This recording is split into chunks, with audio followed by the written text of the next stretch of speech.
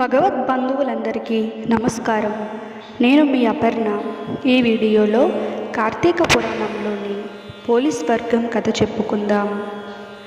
భగవంతుని దృష్టిలో మానవులంతా ఒకటే. ధనికులు, పేద, ఆడ, మగ అన్న భేదాలేమీ ఆయన చూడడు. నిర్మలమైన మనసులో తనను ఆరాధించే భక్తులను ఆయన తప్పకుండా అనుగ్రహిస్తాడు. భక్తితో చేసే పూజ ఆయనకి ఎంతో ప్రీతికరం. అనవసరమైన ఆడంబరాలు ఆయన్ని సంతోషపరచలేవు. ఎంతో ధనాన్ని ఖర్చు పెట్టి ఎంతో వైభవంగా పూజలు చేసినప్పటికీ మనసులో కల్మషం ఉంటే ఆయన ఆ పూజలకు ఫలితాన్ని ఇవ్వడు. భక్తితో పెట్టిన చిన్న దీపాన్ని అయినా నిండు మనసుతో స్వీకరించి ఆ భక్తులను మోక్షాన్ని ప్రసాదిస్తాడు. పోలీస్ వర్గానికి వెళ్ళిన ఇతివృత్తమే ఇందుకు నిదర్శనం.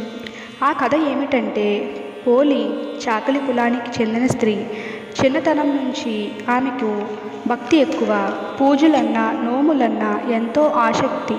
భక్తి కూడా. వేకుజామునే లేచి కాలకృత్యాలు తీర్చుకుని పరిశుభ్రమైన వస్త్రాలు ధరించి తన శక్తి కొద్దీ పూలు పండ్లు తీసుకొచ్చి పూజలు చేసేది. పోలికి యుక్త వయస్సు రావటంతో తల్లిదండ్రులు మంచి సంబంధం చూసి ఆమెకు వివాహం చేశారు. అత్తగారింట్లో పోలి 5వ కోడలిగా అడుగుపెట్టింది. వారిది ఉమ్మడి కుటుంబం. 5గురు అన్నదమ్ములు కలిసి పొలం పనులు చేసుకునేవారు. పోలి అత్తగారింట్లో ఎంతో భయభక్తులతో ఉండేది. ఇంటికి వచ్చిన అతిథులను, బంధువులను ఎంతో గౌరవించి ఆదరించేది. దీంతో బంధువులందరికీ పోలి అంటే చక్కటి ఆప్యాయత ఏర్పడింది. ఆమెను ఎంతగానో ప్రశంసించేవారు. చిన్నప్పటి అలవాటును కొనసాగిస్తూ పోలి అత్తగారింట్లో కూడా పూజలు నోములు చేసేది. ముత్తైదువులకు పసుపు కుంకుమలు పెట్టేది. దీంతో ఉత్తమ భక్తురాలుగా పోలి చక్కటి పేరు తెచ్చుకుంది.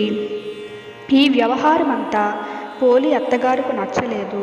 తనకన్నా భక్తులు ఇంకా ఎవ్వరూ లేరని, ఆమెకు అహంభావం, ఆచారాలు పాటించే హక్కు తన ఇంట్లో తనకి మాత్రమే ఉందని వాదించేది. పోలికి మంచి పేరు రావటం చూసి ఓర్చుకోలేకపోయింది. పోలి చేస్తున్న పూజలకు ఆటంకాలు కలిగించేది. ఇలా ఉండగా కార్తీక మాసం వచ్చింది. పరమేశ్వరునికి ఇష్టమైన మాసం కార్తీక మాసం.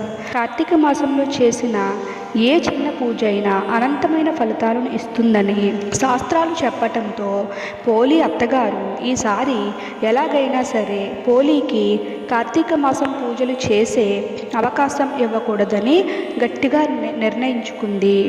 బయటకు ప్రేమ నటిస్తూ మిగిలిన 4 కోడలను వెంట తీసుకుని పోలి మాత్రమే ఇంటిలో ఉంచి నదీ స్నానానికి వెళ్ళేది. అక్కడ దీపాలు పెట్టి పూజలు చేసుకుని వచ్చేది.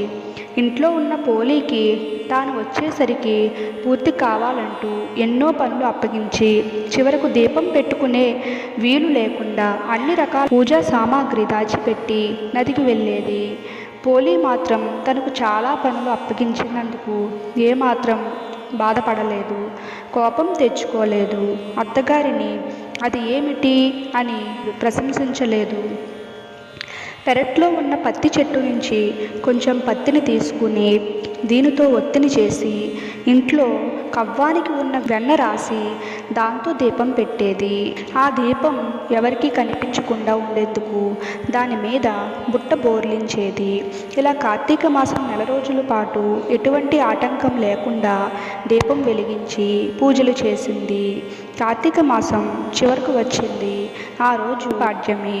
ఎప్పటిలాగే పోలి అత్తగారు మిగిలిన కోడలను తీసుకుని నదీ స్నానానికి వెళ్ళింది.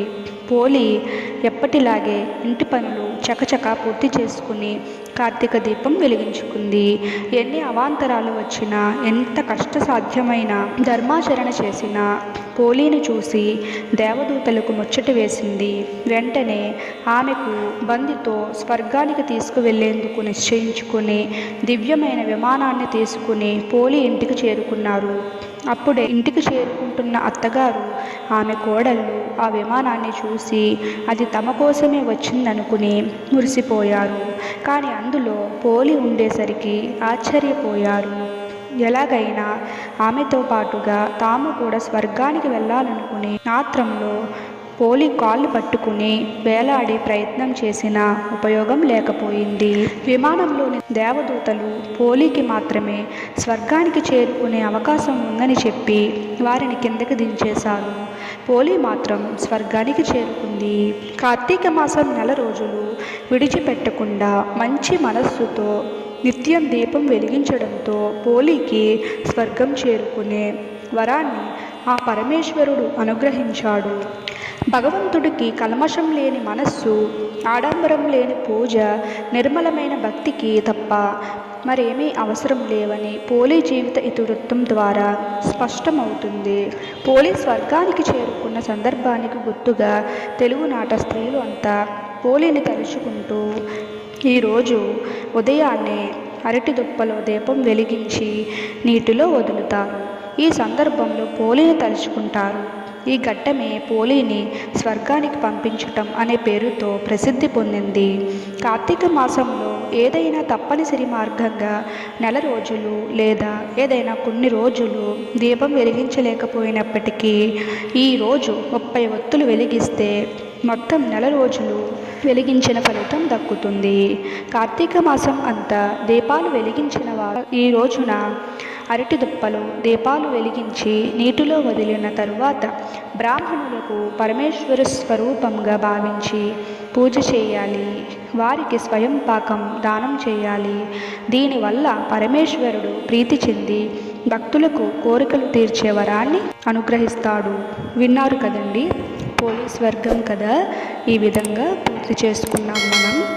ఒక్కసారి అందరూ కూడా చెప్పండి, ఓం నమః శివాయ, ఓం నమః శివాయ, ఓం నమః శివాయ, హర హర మహదేవ, శంభో శంకర. ఈ పోలీస్ వర్గం కథ మీకు నచ్చినట్లయితే మన ఛానల్ని సబ్స్క్రైబ్ చేసుకోండి. అలాగే మన భక్తులందరికీ కూడా ఈ వీడియోని షేర్ చేయండి. షేర్ చేయటం వల్ల పోలీస్ వర్గం కథ వాళ్ళు కూడా వినే అవకాశం ఉంది, మర్చిపోకండి. అలాగే మన ఛానల్కి ఒక లైక్ చేయండి, సబ్స్క్రైబ్ చేయడం మాత్రం మర్చిపోకండి. సబ్స్క్రైబ్ చేయండి, మరిన్ని మంచి మంచి వీడియోస్ అయితే మీకు నోటిఫికేషన్ అనేది వస్తుంది.